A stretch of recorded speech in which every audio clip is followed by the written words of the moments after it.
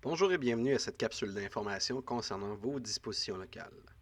Présentée par votre syndicat, le FIC, Syndicat des professionnels en soins infirmiers et cardio-respiratoires du Bas-Saint-Laurent. Avant de débuter la capsule, je tiens à vous indiquer que pour toute question concernant cette présentation, veuillez communiquer avec votre agente syndicale à votre bureau syndical local. Bonne écoute. Donc, la présentation d'aujourd'hui portera sur les affichages de poste. Celle-ci sera subdivisée en trois parties, soit les périodes d'affichage, les nominations, ainsi que les affichages spéciaux. Donc, pour ce qui est des périodes d'affichage, les dispositions locales mentionnent que l'employeur procède à 4 affichages par année des postes vacants, nouvellement créés ou laissés vacants suite à un affichage.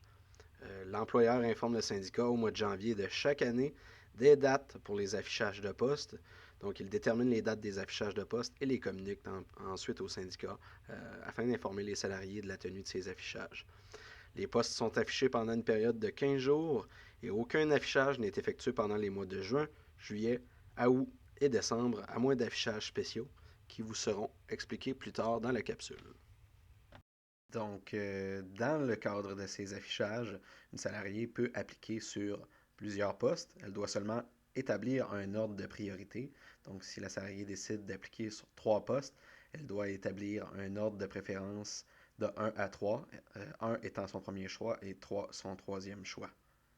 Donc, suite à cela, à l'article 7.07, on mentionne que lors de chaque période d'affichage, la salariée se voit octroyer un seul choix parmi le ou les postes sur lesquels elle a postulé, et ce, en fonction de l'ordre de priorité qu'elle a exprimé. La salariée est réputée être nominée sur le poste qui lui revient. Un poste dont la candidate se désiste suite à une nomination est accordé à la candidate suivante si cette dernière n'a obtenu aucun poste ou que le poste ainsi libéré représente un choix supérieur lors de la priorisation au poste qu'elle a obtenu pendant la période d'affichage concernée. À titre d'exemple, je vous réfère à la présente diapo. Dans cette situation fictive, on aura une infirmière qui a fait 3 choix de poste. Son premier choix est un temps complet de jour soins intensifs. Son second choix est un temps complet jour-soir en médecine. Et son troisième choix est un temps complet de soir en chirurgie. Elle applique sur le premier poste, établit son ordre de priorité, mais à la fin de l'affichage, à la fin des 15 jours d'affichage, elle est deuxième en ancienneté sur le poste, donc ne l'obtient pas. C'est la première personne devant elle qui est nominée. Elle obtient par contre son second choix, elle est la plus ancienne à appliquer. Elle obtient une nomination sur le poste jour-soir en médecine. Quelques jours plus tard, l'infirmière qui était plus ancienne qu'elle sur le premier poste se désiste. Eh bien, à ce moment-là, comme il s'agit d'un choix supérieur, l'infirmière qui avait obtenu le temps complet jour-soir en médecine obtiendra le temps complet de jour aux soins intensifs sans créer de nomination supplémentaire, car une salariée ne peut avoir plus qu'une nomination par affichage de poste. Dans le cas des nominations qu'on a abordé un petit peu précédemment, à l'article 7.04, il est indiqué qu'une salariée ne peut obtenir dans une période de 12 mois plus de 2 nominations.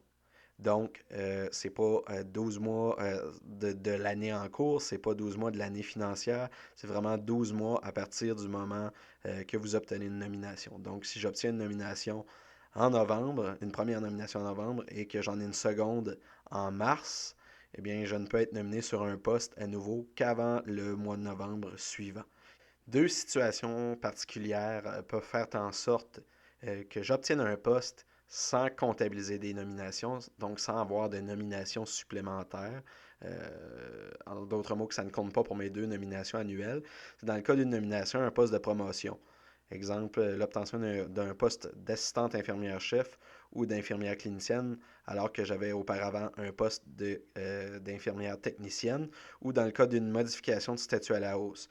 Donc, si j'ai une infirmière ou une infirmière auxiliaire ou un inanothérapeute qui détenait un poste à temps partiel et qui obtient un poste à temps complet, donc c'est une modification de statut à la hausse et ça ne compte pas pour une nomination.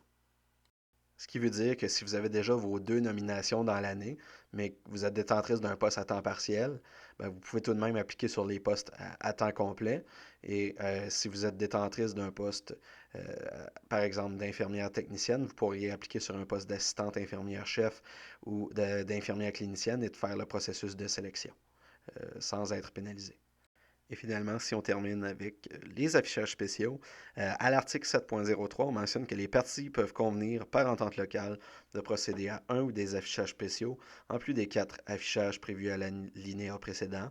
Lors d'affichages spéciaux, la salariée ne peut se voir refuser un poste par l'application de l'article 7.04 ni se voir comptabiliser une ou des nominations.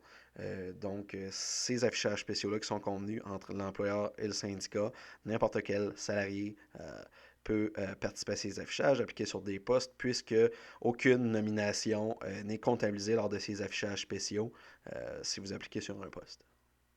C'est donc ce qui m'a fait à la capsule sur les affichages de postes. Merci de votre écoute et bonne fin de journée.